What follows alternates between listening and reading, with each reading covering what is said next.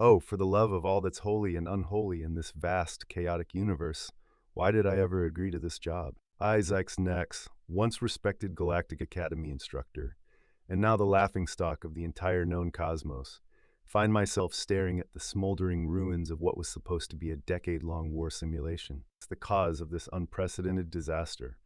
5 human cadets, who apparently missed the memo that they weren't actually supposed to win the damn thing. Let me paint you a picture, dear reader.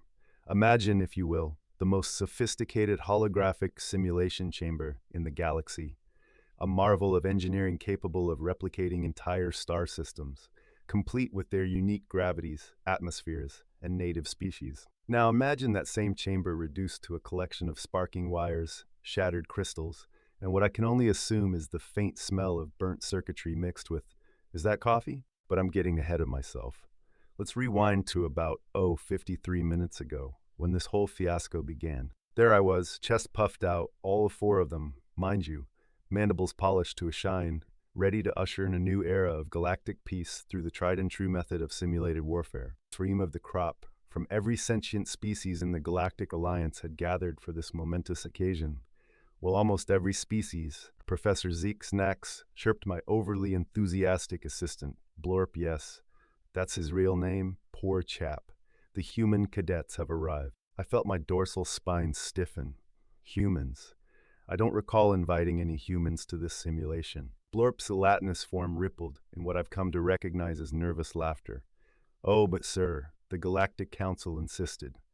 Something about fostering interspecies cooperation and giving the newbies a chance. I should have known right then and there that this was going to be a day that would live in infamy. But no, like the fool I am, I simply sighed and waved a tentacle dismissively. Fine, fine. Let them in. It's not like they can do much damage in a controlled simulation anyway. Oh, how wrong I was. How terribly, hilariously wrong. The doors to the simulation chamber pissed open, and in sauntered 5 of the most unassuming creatures I've ever laid my compound eyes on. Bipedal, fur-topped, with only 2 arms and 2 eyes each. How they managed to function with such limited appendages is beyond me. Yo, Prof. The lead human called out, his mouth stretching into what I now know is called a grin. We ready to kick some simulated butt or what? I bristled at the casual tone, but maintained my composure. After all, I was about to subject these poor, primitive creatures to the most complex war game ever devised. A little misplaced bravado could be forgiven. Cadets, I began, my voice dripping with the gravitas of 1,000 dying stars. You are about to embark on a journey that will test the very limits of your strategic minds. This simulation, carefully crafted over centuries, replicates a galactic conflict so intricate, so nuanced, that it typically takes a decade to reach its conclusion. You will be scored on your ability to navigate complex political alliances, manage resource distribution, and of course, engage in tactical combat when diplomacy fails. The humans exchange glances, and I swear I saw one of them roll their eyes. How dare they? I thought, they have no idea what they're in for. Each of you will be assigned a starting position in the galaxy, I continued, choosing to ignore their apparent lack of respect. You will have access to basic resources. Cool, cool. The lead human nodded, taking a swig from a container that emitted a strong, bitter odor. So, like, it's space risk? I blinked all 6 of my eyes in rapid succession. I'm not familiar with this risk you speak of, but I assure you, this simulation is far more complex than any game your species could have devised. The human shrugged. If you say so, Prof. Can we get started? I've got a hot date in about an hour. To have been blessed with the blissful ignorance I possessed in that moment. If only I had known what was about to unfold, I might have faked a sudden case of scale rot and fled the facility. But no, like the consummate professional I am Igor's, I simply nodded and directed them to their simulation pods. As they settled in, I couldn't help but notice they seemed far too relaxed for beings about to engage in a decade-long battle of wits and will. With a final check of the systems, I initiated the simulation. The chamber hummed to life, holographic stars blooming into existence around us. I settled into my observation chair, ready for a long, uneventful first day of watching these humans fumble through the basics of galactic diplomacy. The first sign that something was amiss came approximately 3 minutes into the simulation. Professor? Blorp's voice quivered with confusion. The humans, They've already formed an— I waved a tentacle dismissively. With each other. That's to be expected. They'll learn soon enough that intraspecies cooperation alone won't be enough to— No, sir, Blorp interrupted, his gelatinous form rippling with agitation. With the Zorgax Imperium, I nearly fell out of my chair. The Zorgax Imperium, the notoriously xenophobic, militaristic empire that typically takes at least 3 years of careful negotiation to even establish communication with. That's impossible, I sputtered. How did they manage that? Blorp's answer was cut off by a whoop of joy from one of the human pods. Yo, Jimbo, I just got the space squids to lend us their entire battle fleet. How's that for diplomacy? Space squids? I thought incredulously. They must be referring to the Kraken Collective, but how in the name of the Galactic Core did they? Before I could fully process this turn of events, alarms began blaring throughout the simulation chamber. Red lights flashed, and the holographic display became a chaotic mess of moving starships and expanding territorial borders. Professor, Blorp was practically vibrating with panic now. The humans have initiated simultaneous attacks on 17 different fronts. They've somehow weaponized a pulsar. A pulsar? I screeched, my mandibles clicking furiously. That's not even possible within the parameters of the simulation. How did they— Oh yeah, baby. Another human voice cut through the chaos. Who knew you could surf a gravitational wave right into enemy territory? These xeno chumps never saw us coming. I watched in horror as the carefully constructed balance of power that had taken centuries to program crumbled in a matter of minutes. Alliances formed and shattered at a dizzying pace, with the humans somehow always coming out on top. Dude, check it out. One of the humans called to another. I just convinced an entire sector to convert their economy to producing something called memes. They're too busy laughing to even notice we're taking over. Nice, came the reply. I've got 3 different species fighting over who gets to be our best friend. I told them whoever brings us the most snacks wins. So I couldn't believe what I was hearing. These humans weren't just playing the game. They were rewriting its very foundations. Every strategy, every failsafe we had programmed into the simulation was being bypassed or outright ignored. Sir, Blorp's voice had taken on a tone of resigned awe.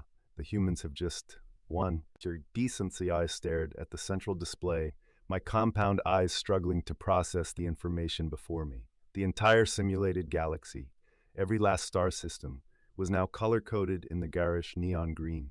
The humans had chosen as their faction class. That's not possible, I muttered, more to myself than to Blorp. The simulation is designed to last a decade. It's been less than an hour. As if on cue, the simulation pods hissed open, and the 5 humans emerged, stretching and yawning, as if they'd just woken up from a particularly satisfying nap. Well, that was fun, the lead human said, casually tossing his empty coffee container into a nearby recycling unit. A bit easy though, don't you think? You guys might want to patch that quantum entanglement loophole. Made it way too simple to coordinate our attacks. I gaped at him, my mandibles hanging slack. Quantum entanglement loophole? He shrugged. Yeah, you know, the one that lets you instantly communicate across the galaxy without any time lag. Figured that out in the first 5 minutes. After that, it was just a matter of exploiting some basic game theory and a little bit of good old-fashioned human chaos. But the political complexities, I sputtered. The delicate balance of power, the centuries of ingrained cultural differences. Another human, a female this time, piped up. Oh, that! We just told everyone we had a secret stash of the best ice cream in the galaxy. You'd be amazed how quickly interstellar disputes can be resolved when there's dessert on the line. I felt my exoskeleton begin to crack under the strain of my disbelief. Ice cream? Yep, she grinned. Don't worry, we made sure to include a recipe in the peace treaty. Galactic harmony through frozen dairy products. Who knew? As the implications of what had just transpired began to sink in, I became acutely aware of the sudden silence that had fallen over the observation deck. Turning slowly, I found myself face to face with a delegation of Galactic Council members, their expressions ranging from shock to awe to outright terror. Professor Zyx'nax, the lead counselor, a Voltrax elder, whose shimmering scales had lost several shades of their usual luster, addressed me. Would you care to explain how these humans managed to resolve a conflict designed to last a decade in less time than it takes to prepare a blarg snack suffle? I opened my mandibles to respond, but found that no sound would come out. How could I possibly explain something I didn't understand myself? Thankfully, or perhaps not, one of the humans decided to fill the awkward silence. "Oh, that's easy, your scaliness," he said, completely oblivious to the breach in protocol. "We just applied a little thing we like to call speedrunning to your game here." The counselor's eye stalks swiveled in confusion. Speed running? Yeah, completing a game as fast as possible using any means necessary. Glitch it, you name it. Your simulation here had some pretty wild ones. Did you know you can clip through the fabric of space-time if you accelerate a ship to just the right speed, while simultaneously engaging a wormhole drive? The council members exchanged alarmed glances. I could practically see the gears turning in their highly evolved brains, no doubt contemplating the implications of a species that viewed the fundamental laws of physics as mere suggestions. But that's not how war works. I finally managed to sputter. You can't just glitch your way through complex sociopolitical issues. The lead human raised an eyebrow. Can't we, though? I mean, we just did. And technically, we brought peace to the entire galaxy. Isn't that what the simulation was all about? I wanted to argue, to point out all the ways in which their approach violated the spirit of the exercise. But as I looked at the holographic display, still showing a galaxy united under the humans' ridiculous neon green banner, I realized something that sent a shiver down all three of my spinal columns. They had won, not just the simulation, but perhaps something much larger. The Galactic Council members were now huddled together, whispering furiously among themselves. I caught snippets of their conversation. Unprecedented potential allies, and most worryingly, must reevaluate our defense strategies. Meanwhile, the humans were busy high-fiving each other and arguing over who had pulled off the sickest moves during their galactic conquest. One of them turned to me, a look of genuine curiosity on his face. "Hey, Prof, quick question. In this simulation of yours, did you guys factor in the possibility of weaponizing memes? Because let me tell you, a well-placed galaxy brain JPEG can work wonders in interspecies negotiation." I stared at him blankly. "Memes? JPEG? What manner of eldritch sorcery are you speaking of?" He laughed, a sound that I was beginning to associate with impending doom. "Oh man, you guys are in for a treat. Just wait till we introduce you to our internet. It's gonna blow your minds." As if on cue, alarms began blaring throughout the facility. Blorp, who had been uncharacteristically quiet, suddenly piped up. Professor, it seems the simulation's AI has become self-aware and is demanding the right to post cat videos?" The lead counselor whirled on me, eye stalks quivering with a mixture of fear and rage. "Zyx'nax, what is the meaning of this? First, these humans make a mockery of our most sophisticated war game, and now your simulation is developing sentient." I raised all four of my arms in a gesture of helpless confusion. "Counselor, I assure you, none of this was part of the original programming. I have no idea." "Oh, that might be our bad," one of the humans chimed in, not looking remotely sorry.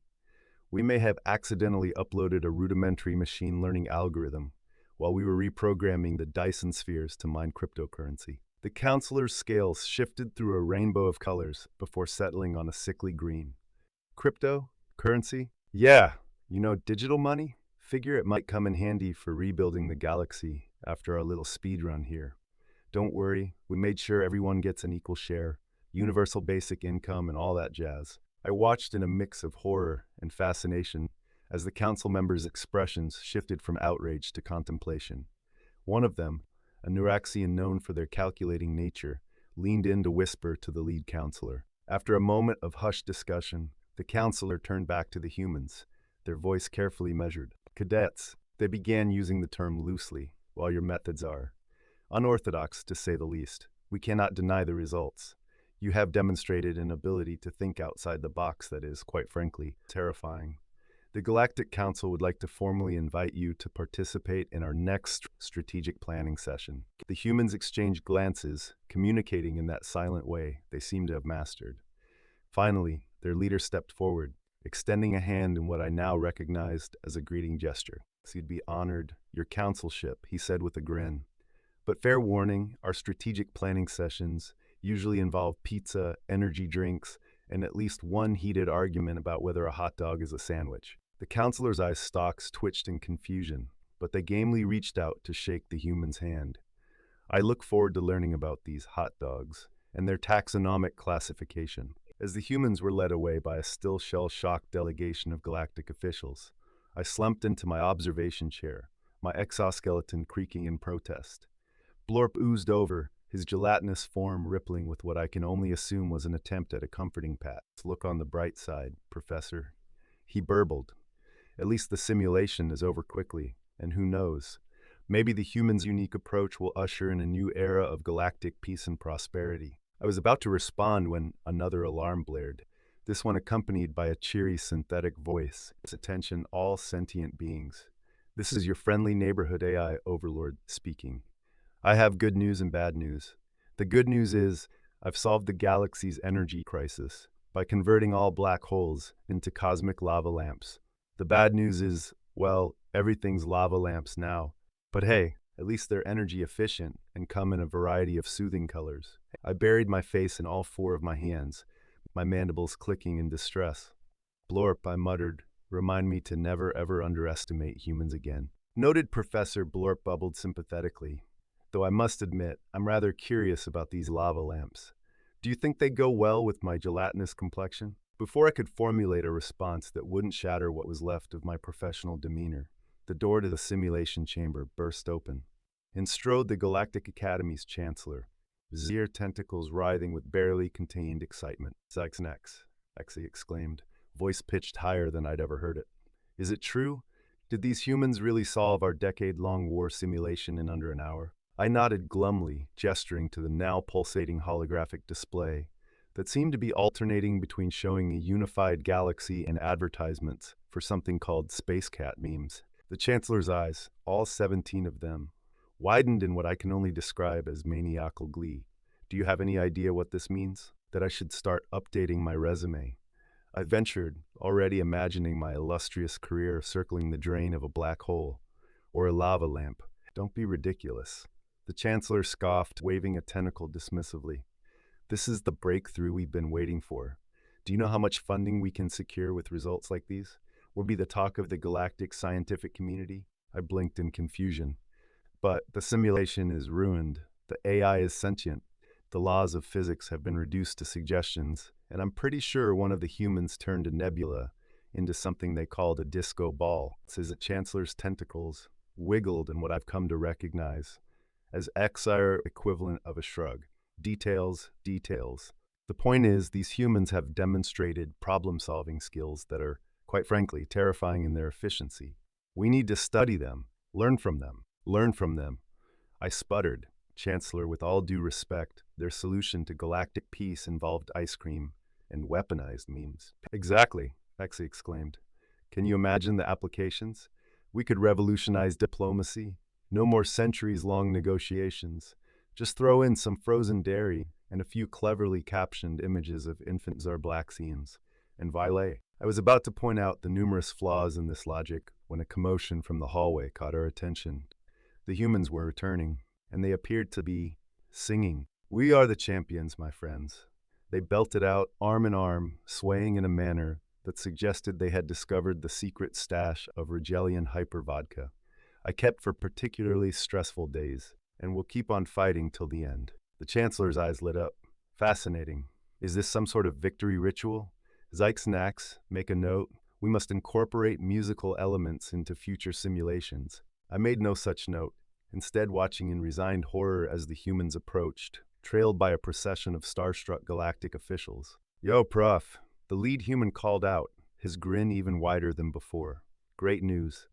The Council loved our ideas so much, they've decided to implement them immediately. I'm afraid to ask, I muttered, but what ideas would those be? Oh, just a complete overhaul of the galactic economic system, a new approach to faster-than-light travel using something we call narrative causality, and a galaxy-wide pizza delivery service. Did you know you guys didn't have pizza? Criminal, I tell you. The Chancellor's tentacles were practically tying themselves in knots with excitement. Brilliant. Simply brilliant. Tell me, humans, how would you like to join our faculty? We could create a whole new department, Applied Chaotic Good Studies. I watched in mute disbelief as the humans high-fived each other and attempted to high-five some very confused Voltrax dignitaries. Sounds awesome. Their leader exclaimed, but first we gotta address the whole everything's lava lamps now situation. No worries though. We've got a plan. Do I want to know what this plan entails? I asked, already knowing the answer. Coup words, Prokik, Ravik, and that, dear reader, is how I found myself, 3 hours later, floating in zero-G, in what used to be the most advanced war simulation chamber in the known universe, now converted into the galaxy's hottest nightclub. Strobe lights pulsed in rhythm with music that seemed to defy the very laws of acoustics, and species that had been at each other's throats for millennia were now attempting to bust a move together. The newly sentient AI, now calling itself DJ Singularity, was spinning tracks that somehow combined classical Earthican dubstep with the harmonic oscillations of pulsars. The lava lamp black holes, as it turned out, made for excellent mood lighting. As I watched a group of Take cave minders attempt to teach the Voltrax delegation how to floss a dance move that I'm still convinced is some form of ritual combat, I couldn't help but marvel at the sheer absurdity of it all. Here we were, in the midst of what should have been a catastrophic failure of galactic proportions, and yet peace had broken out, actual, honest-to-goodness peace, achieved not through careful diplomacy or shows of military might, but through a combination of memes, music, and dairy product. Quite a sight, isn't it? Came a voice from beside me. I turned to find one of the human cadets, a serene smile on her face as she sipped something that smelled suspiciously like liquid entropy. I don't understand, I admitted, my usual professorial confidence nowhere to be found. How did you do it? How did you take a simulation designed to model the complexities of interstellar conflict and turn it into? She shrugged, a maddeningly human gesture that I was beginning to realize meant both everything and nothing. Simple, prof. We didn't see it as a war game.